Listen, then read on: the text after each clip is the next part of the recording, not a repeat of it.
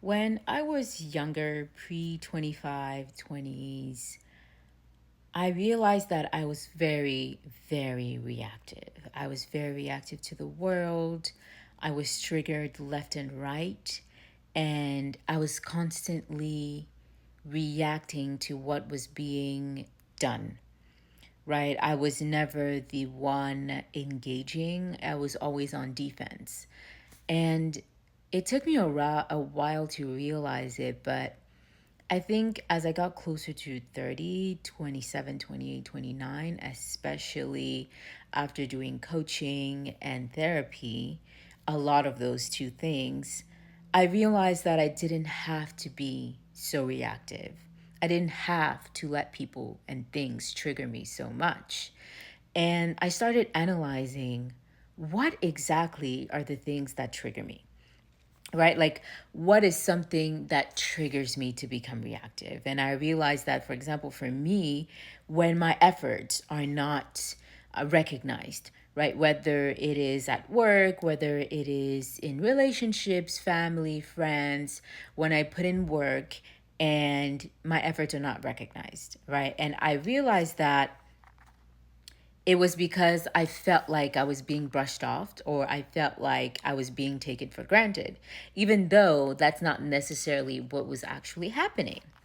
And so I thought to myself, well, I didn't think to myself, I actually worked with a coach to figure this out, which is what led me to become a coach myself.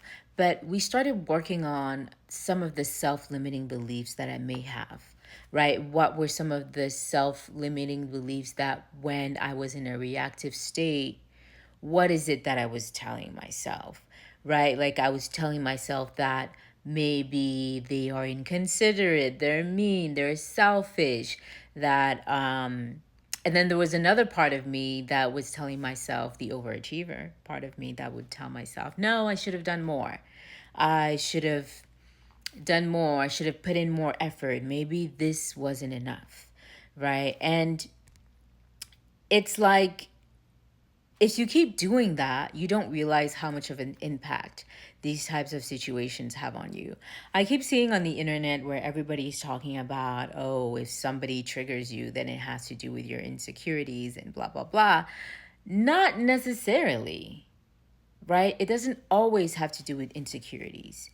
It could be that something is happening and it's triggering you because it's not on the vibration that you are on, or it's not on the vibration that you want to be on. So it's triggering you in the sense that you don't want to be around that. You don't want to see that, right? And for me, it was more of like sometimes I would shut down. That was sort of the impact that I would it would have on me when I would be triggered or when I was not recognized for my efforts. I would shut down, I would withdraw, and I would also feel anxious and start overthinking. And that overthinking led to sometimes a little bit of overwhelmed and unhappiness and fearful, right?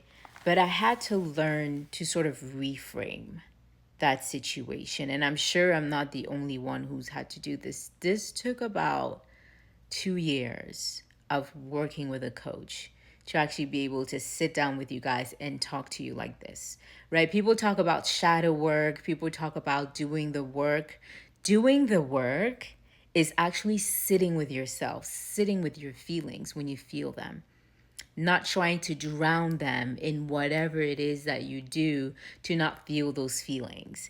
Whatever it is that you reach for immediately when you feel that anxiety, that anxiousness, that frustration, that whatever it is that comes up, when you sit with that and you actually let it pass, when you actually feel the emotion and actually sit back at some point when you're a bit more mature and realize that it doesn't have to be like this.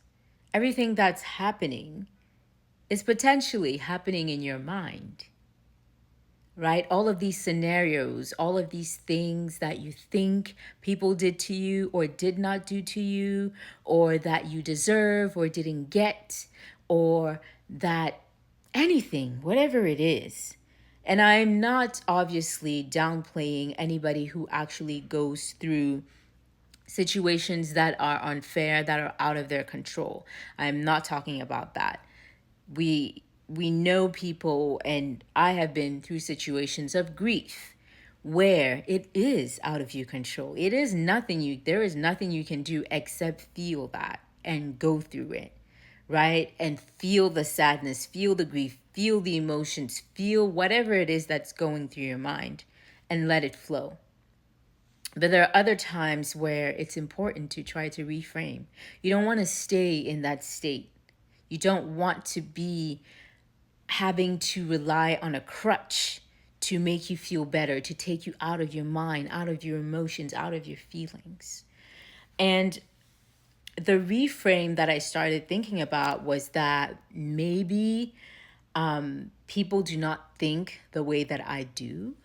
And maybe people do not have the same values as I do. And that's okay. Right?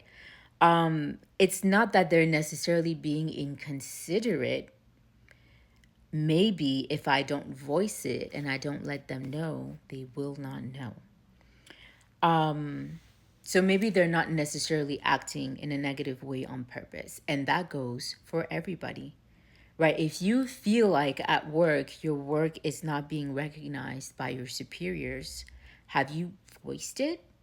Do you make sure that every single thing you do, your manager or your supervisor actually sees it? Or do you think that you're just going to put your head down and do the work and you will get promoted and you will get that raise, right? What about in your relationships? If a boundary is broken, or you feel disrespected, or you feel like you need something from this person, whether it's in friendships or romantic relationships, if you don't voice it and you sit tight and hold it in and keep that anxiousness inside, how will they ever know? How will they ever know? Now I can do a part 2 about what happens when you actually voice your frustrations, when you voice your concerns, and you're still ignored. Let me know if you need that part 2. But this is what I have to say about moving from a reactive state to a creative state. That's how we call it. That's what I do with my clients in my coaching practice, right? There are tools and resources that I give you that we work on, exercises that we do to help you move and not stay in those negative, low vibrational spaces. I'm Linda Foinding. I am a leadership and performance coach. I hope you enjoyed this conversation, and let me know if you in the comments if you'd like to learn more. Bye.